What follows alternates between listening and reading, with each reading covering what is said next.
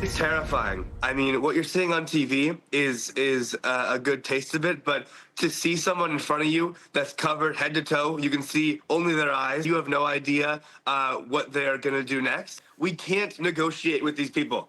We cannot take a middle approach. There must be a hardline approach. If you violate the rules laid out in the Student Code of Conduct, you shall face the consequences. Anti-Semitic chaos at Columbia University prompting the White House to take action. ICE agents arresting protest leader Mahmoud Halil. His attorney says the administration is moving to cancel his green card. Maya Sulkin is a Columbia graduate. She is a reporter and assistant editor for the Free Press, and so good to see you in person.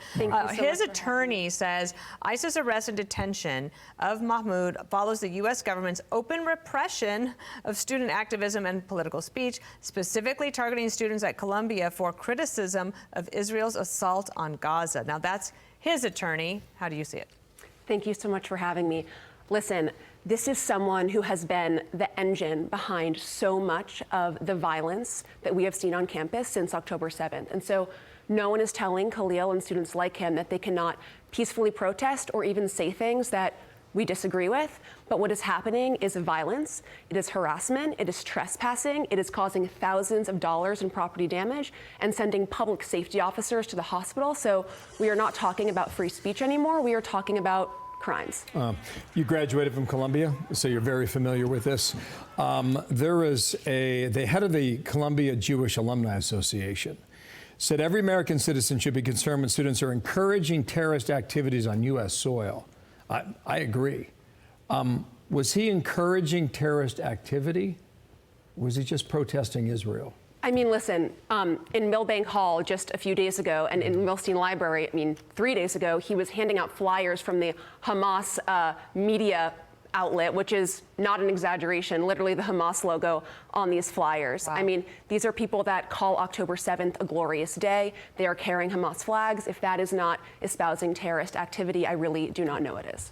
I wanted to ask you about this because over the weekend, I think it was Friday, the Trump administration canceled $400 million in federal funds. Here's what John Fetterman, the senator from Pennsylvania, supporter of Israel, said.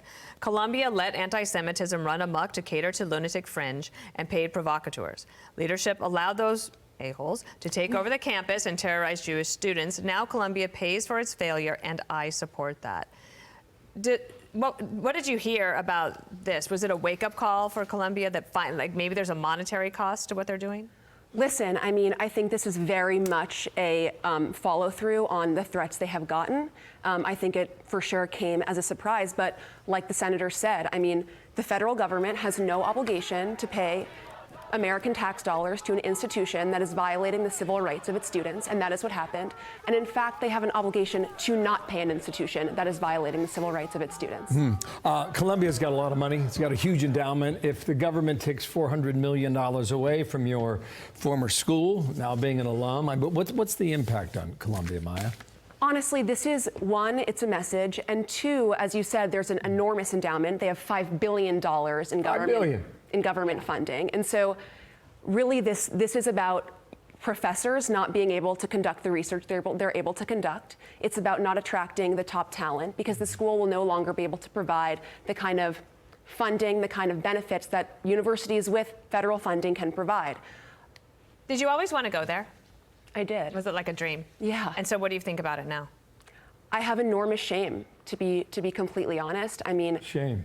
Yeah, I mean, I fought really hard for the things that Jewish students are fighting for on campus for 4 years. I really empathize. I know people who have left campus for what they've had to face.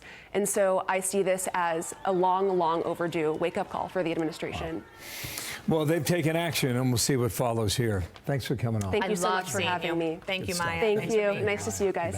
Thank you.